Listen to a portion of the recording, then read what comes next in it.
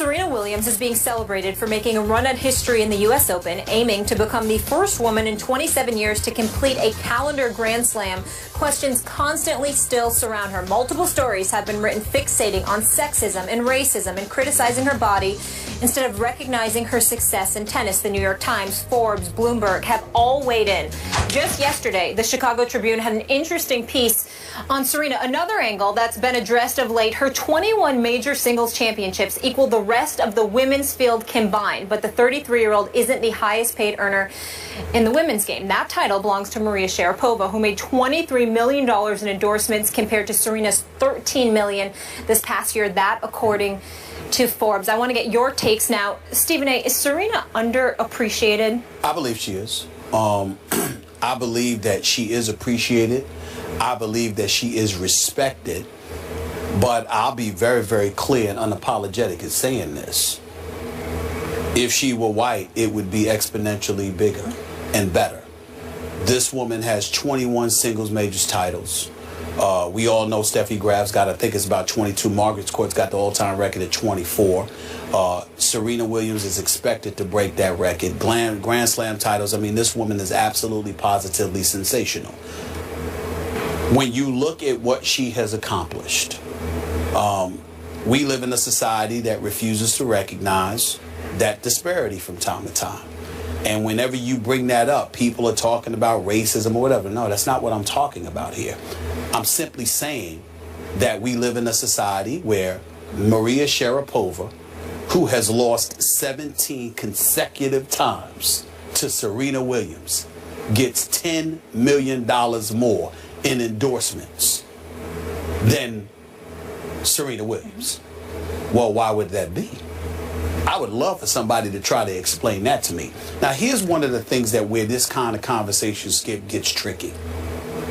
Because when we look at the fact, even though I don't believe she's not American, it doesn't matter. When you look at what Serena Williams has accomplished compared to Maria Sharapova and her dominance over Maria Sharapova, one would surmise that there's no way on earth that Maria Sharapova should earn more money than her on the marketing side, endorsement side, than a Serena Williams. Now, some may argue otherwise, and that's fine, because obviously Maria Sharapova is a very, very beautiful woman. I can assure you, and I can't speak for everybody, but being a black male, born and raised in the streets of New York City, with black folks all the time, because I'm one of them, and that's who I'm usually hanging with, we have absolutely no problem with how Serena Williams looks. I will be the first to tell you. Well, okay, let me be very, very clear. But there is always some kind of comment about her physique, her wardrobe, etc. With all due respect, that ain't coming from us. Now, why is that? I don't know. But I do know that when you look at her success and what she has accomplished and the level of dominance that she continues to exhibit year after year after year, she should be second to no one in any category when it comes to women's tennis, whether it be on the marketing side or beyond. And the fact that she is second to Maria Sharapova, the fact that people say the things that they have said about her, that they seem to go out of their way to bring attention to things other than her performance. It ain't just about race, it's about sex as well, meaning gender. Yeah, no. Okay? There's more sexism than it is anything else, because obviously as the sensational article written by Shannon Ryan in the Chicago Tribune points out, you don't hear them saying that about athletes, male athletes like LeBron James and others. I mean, shoot, I'm talking about LeBron James' physique, meaning that, you know, he's a Goliath and, you know, he's a physical specimen more so than most people are talking about it, because I realize that contributes to his greatness as a basketball player, but that's all it is. All I'm saying is that you don't hear the same things about men that you are hearing about Serena Williams. And half the time they're talking about it, I would dare say, it's in somewhat of a disrespectful fashion when it comes to talking about Serena Williams, which I've always been opposed to. It's just that we don't talk about tennis. A lot of people are so interested in football, we don't talk about tennis that much. Otherwise, I would have brought this up years ago. Serena Williams is one of the greatest ever. I'm talking about on any sport, at any sport, on any level. She's one of the greatest champions we have ever seen, and she don't get in trouble with the law. She don't do anything stupid or anything like that. She is sensational. She is a role model. And on far too many occasions, she has not been treated with the level of respect that she deserves. By whom?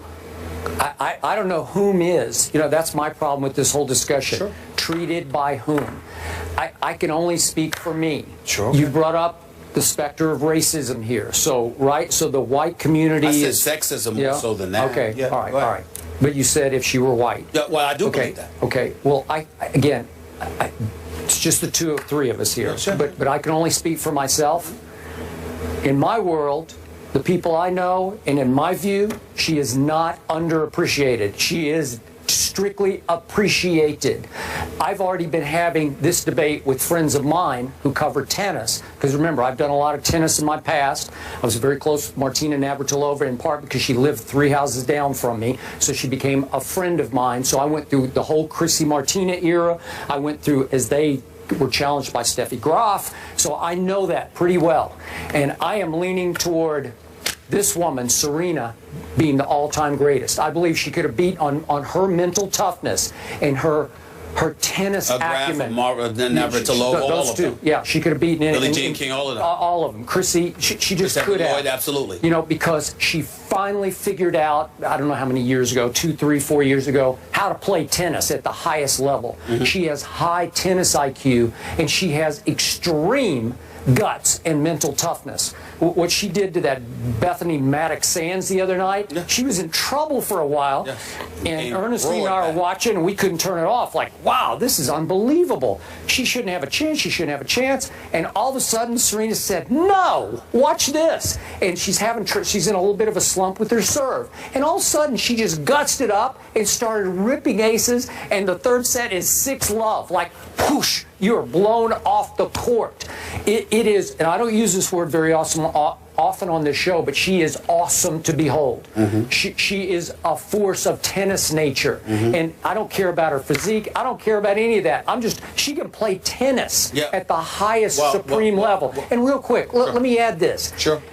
Listen, I've been watching a lot of tennis. It seems to me like every other ad is Serena, because those chase ads are just relentless, and she's Gatorade and she's Beats. Well, and I would have a rhetorical question as a response to that.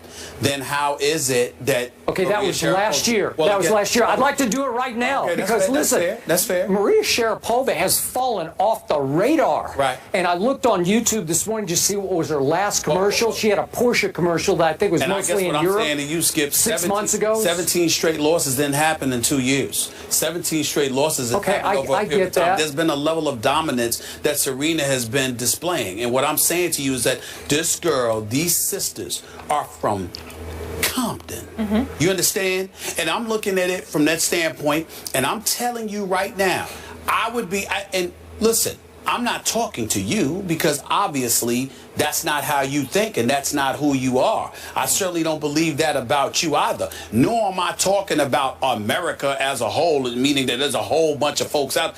I'm telling you right now, she is Serena Williams. Look at the things that make up the storylines. Look at the manner in which they talk about her. I'm not talking about people associated with the sport of tennis. They obviously revere and respect her because she does an awful lot for the game. She has sold out the U.S. Open better than the men have. Okay, right, so wait a minute. She's the biggest draw by far of the U.S. Open. She's the I want to watch draw. Serena. I'll be watching tonight. I don't care that much about Federer or Djokovic. I don't care that much. What I'm saying seriously. Is that nobody is talking about tennis because her exploits are undeniable. But the storylines that come associated with her, a reason why Shannon Ryan wrote that article in the Chicago Tribune, the reason why the New York Times wrote what they wrote about her a couple of weeks back, it has a lot to do with the mystique, the reputation, the imagery of Serena Williams, painted by others than Serena Williams. Now, y'all might sit up back and you may say, well, that's just the way it goes.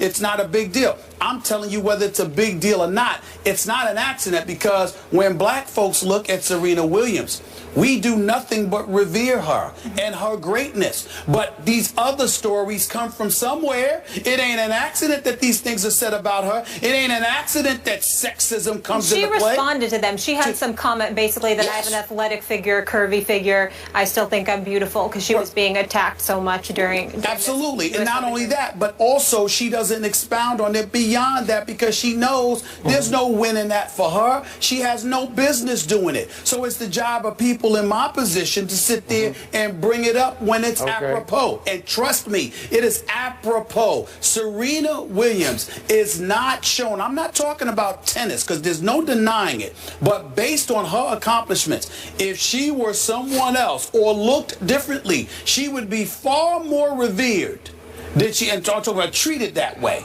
as she is right now. So what was the difference in the way the world treated Tiger Woods when he broke through in 1997 and Serena? Well, it's interesting that you bring that up. I did not want to go there, but since you brought it up, and I thank you for doing so, by the way, you just made my day. Because here's the thing, Skip. America has come a long way. We've evolved. I don't consider this to be, when we talk about America and from a complaint perspective, we're talking about things systemically. It's not like you look at it like a white person and say, oh, this white person feels this way, that way. That's irresponsible, that's ignorant. Anybody got time for that? Because you don't judge people like that. But systemically, as we look at our society and the way that it is, there is no doubt that America has a reputation when it comes to black folks who happen to be stars of being, dare I say, more comfortable with some than they are with others. I mean, y'all, other folks outside the black community may have had no problem with Tiger Woods proclaiming that he's not black. You know, he's cannibal Asian or whatever the word was. Cobblination. What was it again? What is it? Cobblination. Cobblination, whatever it was. Yes. I can assure you, there ain't a black person in America that didn't have a problem with that. You'd be hard pressed to find one. It affects us very, very differently.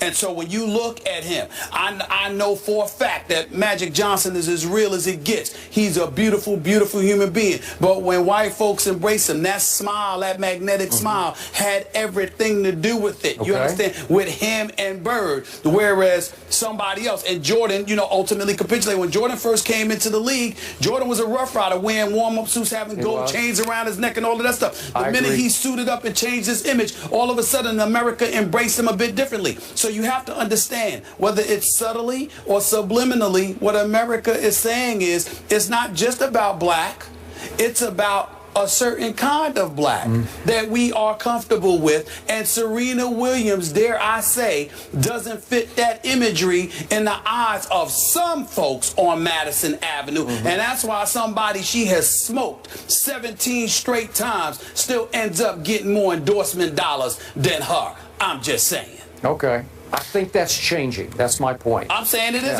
Everything's changing. I mean, we change. America continues to get better and better and better, but we're not there yet. And Serena proves it, because her greatness should be all we talk about and nothing else. And she's such a role model, as you alluded to, and such a strong woman. Yes, she is. The epic matchup between the Williams sisters goes down tonight in prime time. Don't miss all-day coverage of the U.S. Open quarterfinals beginning at noon and continuing at 7 on ESPN and Watch ESPN. Primetime at the Open, presented by IBM.